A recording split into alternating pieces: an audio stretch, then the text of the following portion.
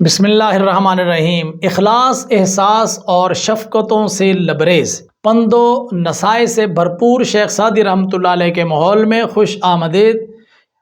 کریمہ سعدی کا آج سبق ہے مذمت ظلم کے بیان میں۔ کچھ حصہ پچھلے سبق میں گزر چکا، باقی حصہ آج آپ کی خدمت میں پیش کیا جا رہا ہے۔ دیکھیے شیخ سعدی ہمیں کتنی محبت کے ساتھ یہ نصیحتیں فرما رہے ہیں۔ آئیے شیخ سعدی رحمۃ اللہ علیہ کی گفتگو سنتے ہیں۔ مکن بر ضعیفان بے چارہ زور، بیندیش آخر ز تنگی یہ گور۔ مکن نہ کر، بر پر، ضعیفان کمزوروں، بے چارہ مسکینوں، زور ظلم، بیندیش ڈر، آخر بالآخر، زے سے تنگی تنگی، گور قبر۔ بیچارے مسکینوں پر ظلم نہ کر، بالآخر قبر کی تنگی سے ڈر۔ ظاہر ہے کہ آدمی اپنے سے طاقتور پر تو ظلم کر سکتا ہی نہیں، اور وہ ہونے بھی نہیں دے گا۔ پانی ہمیشہ نچلی سطح کی طرف بہتا ہے، اوپر نہیں جاتا۔ تو جو بندہ ظلم کرتا ہے وہ اپنے سے چھوٹے پر ہی کرتا ہے، ضعیف اور کمزور کو کمزور سمجھ کے کرتا ہے۔ نہ، بیچارے کمزوروں ضعیفوں پر ظلم نہ کر، بالآخر قبر کی تنگی سے بھی تو ڈر۔ یہاں تھوڑی بیٹھے رہنا ہے ظالم، لوگوں کا مال کھانے والے، لوگوں سے ان کے جائز حقوق کی ادائیگی کے لیے بھی رشوت مانگنے والے، قبر کی تنگی سے ڈر۔ قبر، جب انسان قبر میں دفنا دیا جاتا ہے تو جب قبر تنگی لاتی ہے تو وہ دیواریں یوں آپس میں آ کر ملتی ہیں کہ انسان کی پسلیاں ایک دوسرے میں پیوست ہو جاتی ہیں، ٹوٹ پھوٹ جاتی ہیں۔ قبر کی تنگی بڑی سخت تنگی ہے، اس سے بچ، اس سے ڈر۔ اللہ تعالی ہمیں قبر کی تنگی سے محفوظ فرمائے۔ بآزار مظلوم مائل مباش، زدود دل خلق غافل مباش۔ با آزار، اس کے اوپر جو با لگی ہوئی ہے اس کا معنی ہے کی طرف، آزار ستانا، مظلوم مظلوم، مائل توجہ کرنے والا، جھکنے والا، مباش نہ ہو، زے سے دودھ دھواں، دل دل خلق مخلوق، غافل غافل، مباش نہ ہو۔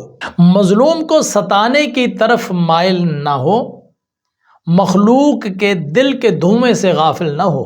مخلوق کے دل سے جو دھواں نکلتا ہے نا، جب وہ تمہارے ظلم سے جن کا جب دل سڑتا ہے تو وہ ایک دھواں نکلتا ہے، اس سے غافل مت ہو۔ یہ دھواں تمہیں لے ڈوبے گا، یہ دھواں تیری دولت تباہ کر دے گا۔ غریبوں کے دل کا دھواں تیری عمارت برباد کر دے گا، غریبوں کے دل کا دھواں تیری وزارتیں لے بیٹھے گا۔ تو سمجھتا کیا ہے کہ ایک غریب اور مظلوم کے دل سے اٹھنے والی آہ کو سننے والا کوئی نہیں ہے۔ اجابت از در حق بہر استقبال میں آید، ان کی دعا کو تو قبول کرنے کے لیے قبولیت آسمان سے نیچے اتر کر ان دعاؤں کو ان کا استقبال کرتی ہے۔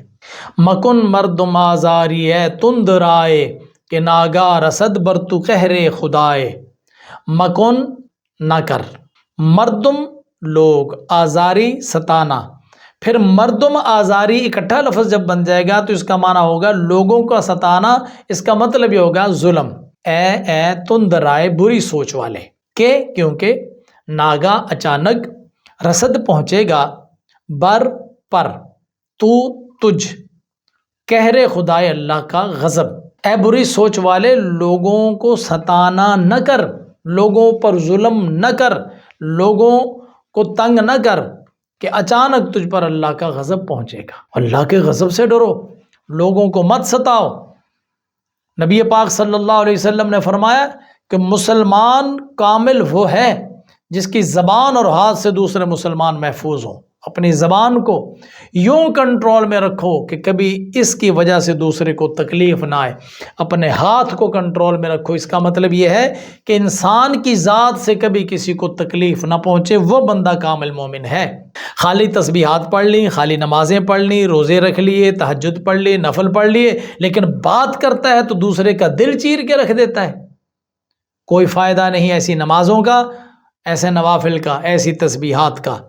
زبان بھی میٹھی ہو اور اپنی ذات سے کبھی کسی کو تکلیف مت ہونے دو۔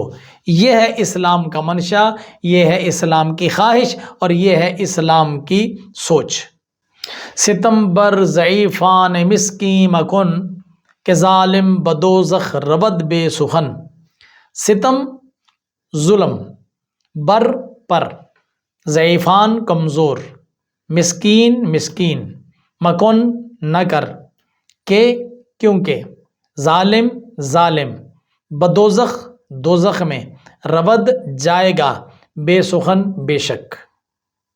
پورے شعر کا ترجمہ: مسکین کمزوروں پر ظلم نہ کر، کیونکہ ظالم بے شک جہنم میں جائے گا۔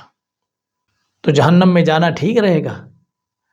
مسکینوں پر، کمزوروں پر ظلم نہ کر، باز آ جا، اے دولت مند، اے وڈیرے، اے وزیر، اے مشیر، غریبوں پر ظلم کرنے سے باز آ جا۔ میدان محشر میں اگر جہنم کا آرڈر ہو گیا تو کیا کرے گا؟